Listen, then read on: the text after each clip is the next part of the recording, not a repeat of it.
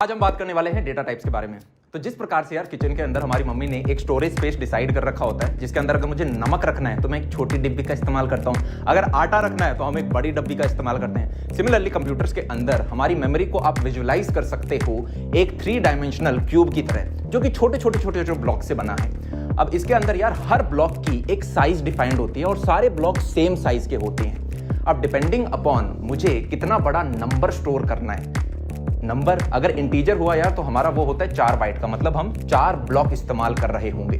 Similarly अगर मुझे character store करना है ABCDEFG dollar hashtag exclamation mark, तो इन सब के लिए यार हम सिंगल बाइट का इस्तेमाल कर रहे होते हैं। ऐसे ही बहुत सारे डेटा टाइप्स हैं जिनके बारे में हम अभी समझ रहे होंगे। तो यार डेटा टाइप से पढ़ने से पहले देखते हैं कि कॉन्स्टेंट्स और वेरिएबल्स क्या होता है। यार ये वही होते हैं जो आप 11th-12th में ऑलरेडी पढ़ के आ रहे हो। एग्जांपल से समझिए कि अगर मेरे को एवरेज फाइंड करना है 2 नंबर का, तो आपको अभी तक ये पता है कि हम 2 नंबर्स इनपुट ले लेंगे यूजर से A और B, और एवरेज फाइंड कर लेंगे as A + B divided by 2। अब यहाँ पे ये जो A और B है, इनको मैं बोलूंगी वेरिएबल्स। क्यों? क्योंकि इनकी वैल्यू जो है वो वेरी कर सकती है, और अगर मैंने कोई एक वैल्यू दे भी दी है ना, तो मैं बाद में इनको चेंज करती रह सकती हूँ। ठीक है, तो ये हो गए हमारे वेरिएबल्स। और ये मेमोरी में कैसे स्टोर हो रहे होंगे, जैसे सपोज मैंने A को वैल्यू दी 20 और B को दी 30, तो क्या होगा कि ये 20 और 30 मेमोरी ब्लॉक्स में जाके स्टोर हो जाएंगे, और इन मेमोरी ब्लॉक्स को मैं रिप्रेजेंट कर रही होंगी using the variable names A and B। अब यहाँ पे जो ये 2 लिखा है यार, दिस इज अ कांस्टेंट, इसकी वैल्यू जो है हमारे कोड में हर जगह सेम रह रही होगी, राइट। तो एग्जांपल जैसे 3 हो गया, या डेसिमल नंबर हो गया 3.14, या फिर कैरेक्टर हो गया C की तरह, तो ये सारे मेरे कॉन्स्टेंट्स हैं। अब वापस यहाँ पे देखिए, मैंने यहाँ पे लिख रखा है 4 बाइट्स। 4 बाइट्स क्यों लिख रखा है यार यहाँ पे? क्योंकि मैं अज्यूम कर रही हूँ कि मेरे जो A और B है वो इंटीजर्स है, और इंटीजर्स हमें पता है कि वो 4 बाइट्स ऑक्यूपाई करते हैं हमारे मेमोरी में। यहीं पे अगर A और B कुछ डेसिमल नंबर होते या फिर कुछ और टाइप के होते, डेटा टाइप के, तो इसको एक अलग साइज ऑफ मेमोरी एलोकेट हो रही होती। तो एक वेरिएबल को कितनी मेमोरी हम एलोकेट कर रहे हैं, that depends on it's data type. अब डेटा टाइप्स यार 3 तरह के होते हैं मेजरली। प्रिमिटिव डेटा टाइप्स जो कि हमारे बिल्ट इन डेटा टाइप्स होते हैं, डिराइव्ड होते हैं जो प्रिमिटिव या बिल्ट इन से ही आते हैं, और फिर यूजर डिफाइंड होते हैं जो कि हम एज ए यूजर डिफाइन कर रहे होते हैं। अब ये जो डिराइव्ड और यूजर डिफाइंड डेटा टाइप्स है, ये हम बाद वाली वीडियोस में पढ़ रहे होंगे। अभी हमारा फोकस है प्रिमिटिव डेटा टाइप्स पे। तो ये पहला हो गया हमारा इंटीजर। इंटीजर में आप लोगों को पता है जैसे आ गया 1, 400, या फिर नेगेटिव इंटीजर भी यहाँ पे आ सकता है। फ्लोट में आ जाता है यार डेसिमल नंबर्स, जैसे कि 3.14, 6.5 एक्सेट्रा, ये सब हमारे फ्लोट में हम स्टोर कर रहे होंगे। कैरेक्टर में आ जाते हैं हमारे अल्फाबेट्स या फिर स्पेशल कैरेक्टर्स। और बूलियन क्या होता है यार? बूलियन एक नई वैल्यू जो आप शायद पढ़ रहे हैं। अब बूलियन में हमारे पास सिर्फ 2 वैल्यूज होती है, ट्रू एंड फॉल्स। ठीक है, तो ट्रू को हम रिप्रेजेंट करते हैं 1 से, और फॉल्स को रिप्रेजेंट करते हैं 0 से। तो बूलियन में हमारी 2 वैल्यूज होती है 0 एंड 1। अब इन सारे प्रिमिटिव डेटा टाइप्स को हम एक एक करके देखते हैं। पहले होता है हमारा इंट। तो सपोज मैंने यहाँ पे एक मेमोरी ब्लॉक लिया है, ठीक है, जो ये आगे तक जाता जा रहा है। अब इंट जो है, मैंने आपको बताया कि वो 4 बाइट्स ऑक्यूपाई कर रहा है। तो यहाँ पे मैं अज्यूम कर रही हूँ कि एक जो ये बॉक्स है ये 1 बाइट का है, तो मैं 4 बॉक्सेस या 4 बाइट्स अपने इंटीजर को एलोकेट कर रही होंगी। अब यार यहाँ पे जो 1 बाइट होती है ना, वो इक्विवेलेंट होती है 8 बिट्स के। तो मेरा कोई भी integer 4 × 8 that is 32 bits occupy कर रहा होगा इन द मेमोरी। तो जैसे अभी हमने A को वैल्यू दी थी 20,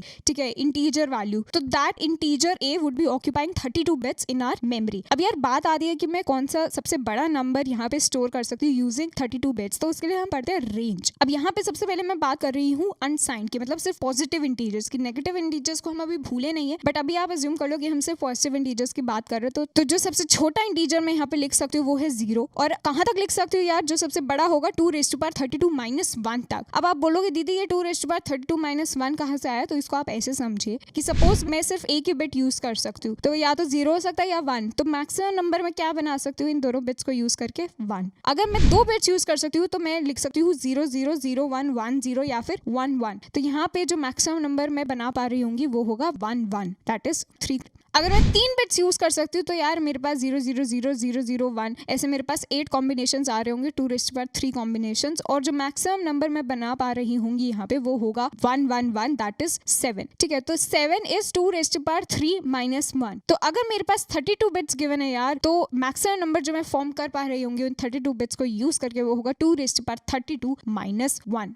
अब बात करते हैं यार नेगेटिव इंटीजर्स की, जिनको हम अभी भूल गए थे थोड़ी देर के लिए। तो यार अगर मेरे को कोई नेगेटिव इंटीजर स्टोर करना है अपनी मेमोरी में, तो मैं माइनस साइन उसके साथ नहीं स्टोर कर रही हूँ, क्योंकि आपको अभी तक ये पता चल चुका है कि हम मेमोरी में सिर्फ 0 और 1 स्टोर कर चुके हैं। तो मैं कैसे बताऊंगी कि मेरा जो इंटीजर है वो पॉजिटिव है या फिर नेगेटिव है? उसके लिए हम क्या करते हैं, हमारे पास 32 बिट्स है टोटल में अपने इंटीजर को रिप्रेजेंट करने के लिए। तो हम क्या करते हैं, जो हमारी लेफ्ट मोस्ट बिट होती है, जिसको हम मोस्ट सिग्निफिकेंट बिट भी बोलते हैं, इसको हम यूज करते हैं to tell the sign of that integer. ठीक है, तो अगर मैं यहाँ पे लिख रही हूँ 1, तो मतलब मेरा जो नंबर है वो नेगेटिव है, और अगर मैं यहाँ पे लिख रही हूँ 0, तो मतलब कि मेरा नंबर जो है वो पॉजिटिव है। ठीक है, तो MSB हम यूज कर लेते हैं to tell the sign of that integer. अब बची मेरे पास कितनी बिट्स, 31 बिट्स बची बाकी की, जो कि मैं यूज कर रही हूँ to tell the value of that integer. ठीक है, तो जो साइंड में हमारी रेंज आ जाती है वो आ जाती है -2⁻31 टू 2⁻31 -1। अब आप यहाँ पे बोलोगे कि मैं पॉजिटिव साइड पे 2⁻31 -1 इंटीजर स्टोर कर पा रही हूँ, मैक्सिमम इंटीजर। तो नेगेटिव साइड में भी तो इसी का नेगेटिव होना चाहिए ना, तो होना चाहिए -2⁻31 +1। अब वो क्यों नहीं हो रहा है यहाँ पे? वो इसलिए नहीं हो रहा है यहाँ पे क्योंकि यार जीरोस के हमारे पास 2 रिप्रेजेंटेशन आ जाते हैं। एक आ जाता है जिसमें MSB 0 है, और एक आ जाता है जिसमें MSB मेरा 1 है, मतलब कि +0 और -0। +0 और -0 तो कोई सेंस नहीं बनाता है ना। तो हम क्या करते हैं, हमसे पॉजिटिव वाला 0 रखते हैं जिसमें हमारी MSB 0 होगी, और जो नेगेटिव वाला 0 है उसको हटा के हम एक और extra integer on the negative side हम स्टोर कर पा रहे होंगे यहाँ पे। इसलिए हमारी जो रेंज वो बन जाती है वो होती है -2⁻31 टू 2⁻31 -1। बढ़ते हैं अगले डेटा टाइप पे, जो कि है फ्लोट। तो यार फ्लोट का जो साइज होता है वो होता है 4 बाइट्स। इसके एग्जांपल्स ये हो गए कुछ डेसिमल नंबर्स, और यहाँ पे हम up to 7 decimal digit store कर पा रहे होंगे। अब अगर मेरे को 7 से ज्यादा डेसिमल डिजिट स्टोर करनी है तो मैं उसके लिए एक दूसरा डेटा टाइप यूज कर रही होंगी, जो कि होता है डबल। इसका साइज होता है 8 बाइट्स, और यहाँ पे हम 15 डेसिमल डिजिट्स तक स्टोर कर सकते हैं अपना नंबर।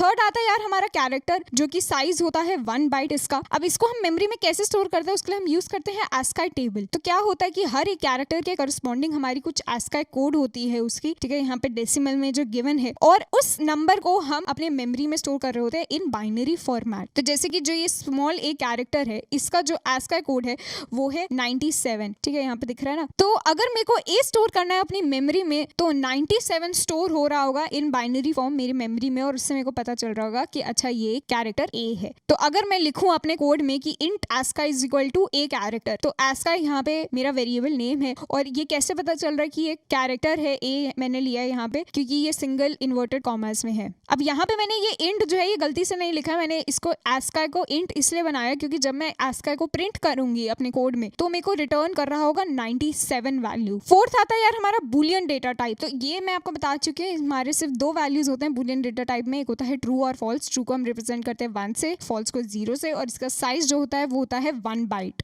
अब देखते हैं यहाँ पे कि हम कैसे कोड में हमारा वेरिएबल बना रहे होंगे। तो अगर मेरे को एक वेरिएबल बनाना है इन टाइप का, तो मैं लिखूँगी इंट a। ठीक है, तो ये हो गई हमारा variable declaration.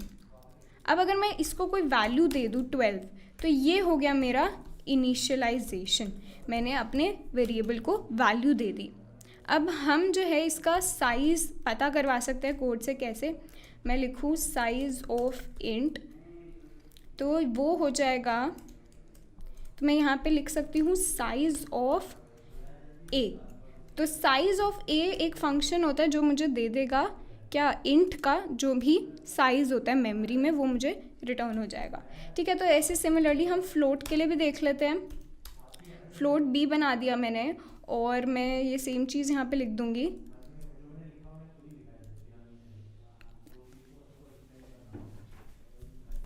And let's check for character as well. यहाँ पे सेम चीज़ साइज ऑफ कैरेक्टर, एंड यहाँ पे आ जाएगा c। And if I write bool d size of bool d।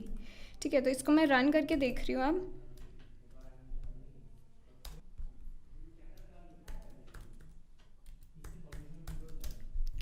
तो यहाँ पे मेरे पास आ गया size of int is 4 bytes, size of float is 4 bytes, size of character is 1 byte, and size of bool is 1 bite.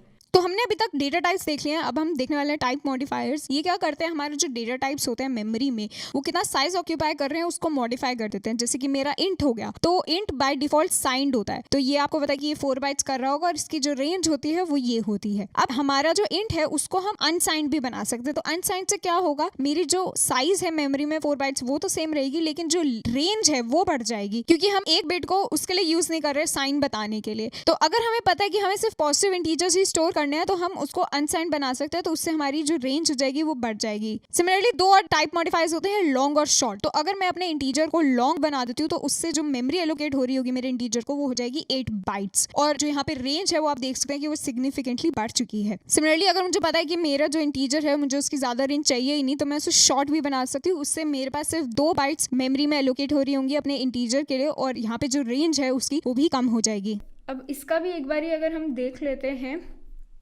कि क्या size होगा, तो यहाँ पे इसको मैं कैसे डिक्लेयर करूँगी, मैं लिखूँगी short int SI and long int LI। ठीक है, तो ऐसे I can modify the length of my data type using modifiers. अब इसका हम साइज़ देखते हैं एक बारी प्रिंट करवा के। तो यहाँ पे मैं लिख देती हूँ short int and long int SI and LI, right? Let's run this.